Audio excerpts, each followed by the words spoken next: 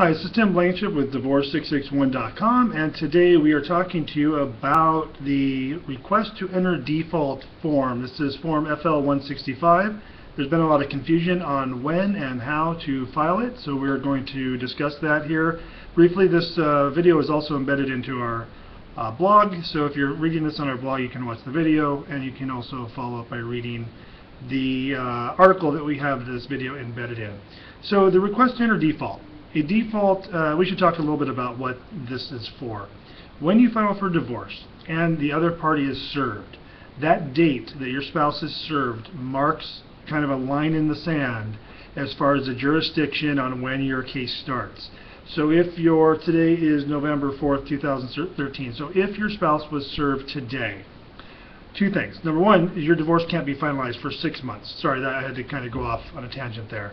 That 6 month mark starts the day your spouse is served. The other thing that starts on the day your spouse is served is the date at which you can file the request to enter default. Now, default will be filed in two particular cases. Number one, a true default case, and also what's called a hybrid or default with agreement.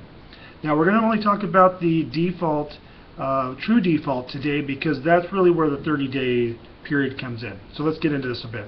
The request to enter default form cannot be filed with the court until 30 days have passed from the day your spouse has been served. In fact, it cannot even be 1 day before that. So I'd even say wait 31 days, wait 32 days before you submit it. And here's the trick. Do not date the form prior to that 30-day mark.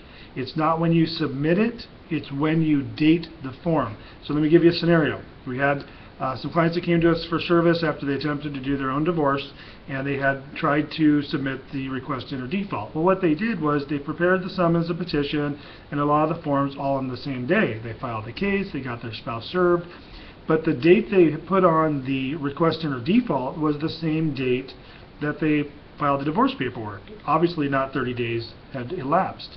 So it means you cannot prepare this form in advance. If you want to, just don't date it.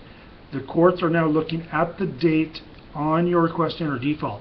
So what I'm saying is, even if you have submitted your request to enter default 30 days after the service, so everything is good to go, and you did it right, if you dated it sooner than 30 days, they will reject it just because of the date on your form. And the reason this is because a request to enter default has to get approved by the judicial assistant or the court clerk, and it doesn't get to them right away. So when they get it, they don't know when they received that form. All they do is look at the date on the request to enter default, and if that date is under 30 days, they're going to reject it. So just keep that in mind. Real quick, I know I said I was going to talk only about the true default, but we did this video pretty quick. When you do the other style case where you're going to use the request to enter default, that's on a hybrid or that default with agreement, you're not going to submit the default request to enter default at that 30-day mark. You're going to submit the request to enter default with your judgment. Okay, I hope that makes sense. My name is Tim Blankenship, Divorce661.com. My number is 661-281-0266. Thanks for watching, and give us a call if you'd like to hire us to complete your divorce for you. I have the link below in the video if you're not already on our blog page. Talk to you soon. Thanks for watching.